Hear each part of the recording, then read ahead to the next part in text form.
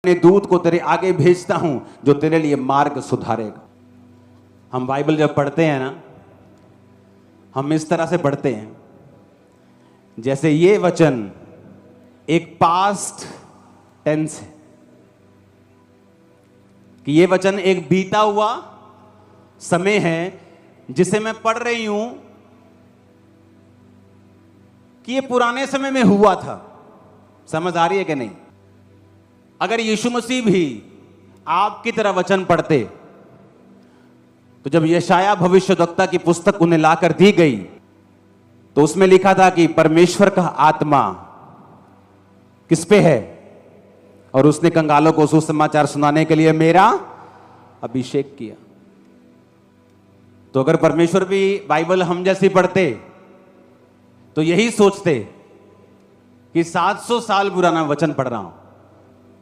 लेकिन यीशु मसीह ने जब बाइबल को खोला तो वो ये बात जानते थे कि ये वचन मेरे लिए लिखा है।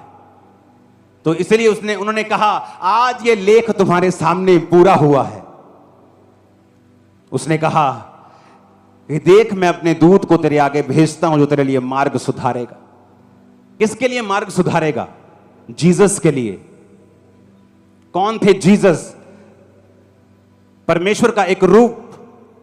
परमेश्वर धरती के ऊपर अपने इंसान के रूप में आया।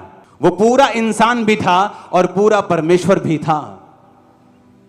अगर वो पूरा इंसान था और है तो आप इस वचन को अपने लिए भी ले सकते हैं। जिस दिन आप जीसस क्राइस्ट की तरह पिता को खुश करना शुरू कर देंगे, जिस दिन आप जीसस क्राइस्ट की तरह उसकी पवित्रताई को पहन लेंगे और अपना लेंगे और अपने ऊपर ओढ़ लेंगे, और आप यीशु मसीह की जिस तरह वचनों से प्यार करते थे उसी तरह आप खुदा के वचनों से जब प्यार करने लगेंगे तो वो ये वचन आपके लिए भी पूरा होगा कि वो तेरे आगे दूतों को भेजेगा जो तेरे मार्ग को सीधा करेंगे।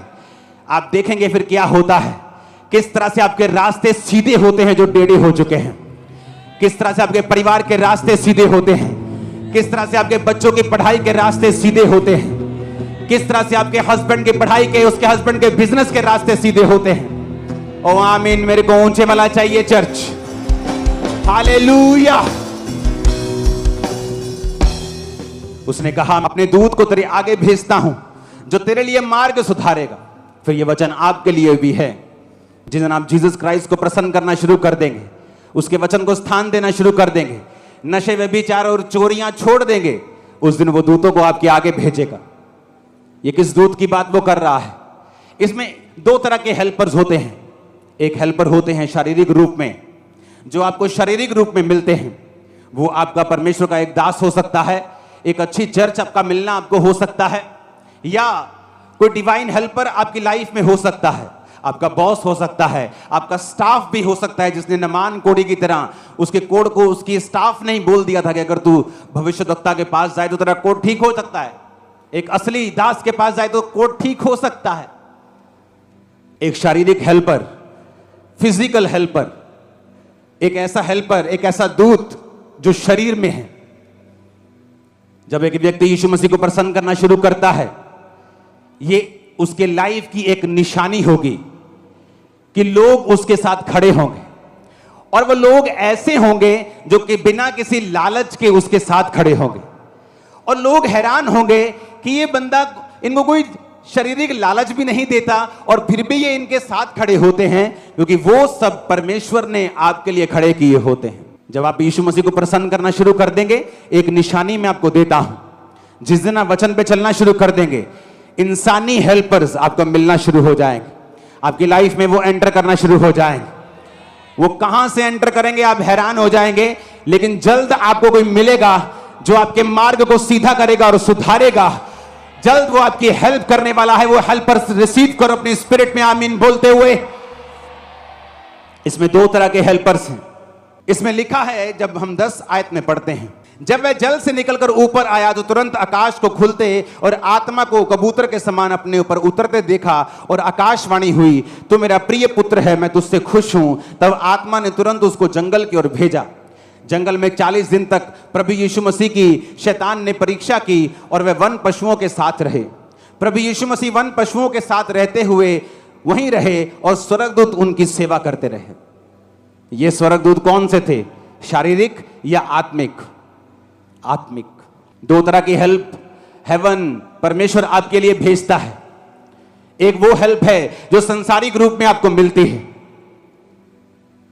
आप कोर्ट केस में हैं, आपको फेवर मिलना शुरू हो जाता है, समाज आप पे फेवर करना शुरू कर देता है, लोग आप पर फेवर करना शुरू कर देते हैं, क्योंकि जब आप यीशु मसीह को प्रसन्न करना शुरू करते हैं तो वचन ये कहता है कि परमेश्वर संसारिक रीति के साथ हेल्पर्स को, मददगारों को, दूतों को तेरे आगे भेजेगा जो तेरे रास्ते को साफ करेंगे। लेकिन दूसरी हेल्प भी उसने कही है। उसने कहा जब शैतान यीशु मसीह के साथ लड़ता और उसकी परीक्षा करता था तो बाइबल कहती है वो वन पशुओं के साथ रहा और स्वर्गदूत उसकी सेवा करते रहे। दूसरी हेल्प होती है जो स्वर्ग से आपको मिलती है, वो दूत जो आपको एक्सीडेंट से बचाते हैं, वो दूत जो आपको बीमारियों से बचाते हैं, वो दूत जो आपको मौत से बचाते हैं, वो दूत जो आपके साथ सुरक्षा के रहते हैं, हमेशा आपके संग रहते हैं और शैतान को सब शैतानी काम करने से आपकी लाइफ में रोकते हैं, क्योंकि परमेश्वर को आपने खुश कर दिया है। लिखा जब वो बपतिस्मा लेकर जल के ऊपर आया तो पवित्र आत्मा उस पर उतरा। वो वन पशुओं के साथ रहा, भालू के साथ रहा, पर भालू उसे खा नहीं पाया। शेर के साथ रहा, शेर उसे खा नहीं पाया। सांपों के साथ रहा, वो उसे काट नहीं पाए। नेचर भी आपकी हेल्प करना शुरू कर देती है, कुदरत भी आपकी हेल्प करती है, कुदरत भी आपके साथ चलती है। फिर ये गर्मी आपको बीमार करने की बजाय आपको हेल्दी कर जाएगी, ज्यादा सर्दी आपको बीमार करने की बजाय आपको स्ट्रांग कर जाएगी, क्योंकि कुदरत भी आपके साथ रहेगी जब आप परमेश्वर के साथ रहेंगे। तो आप मेरी बात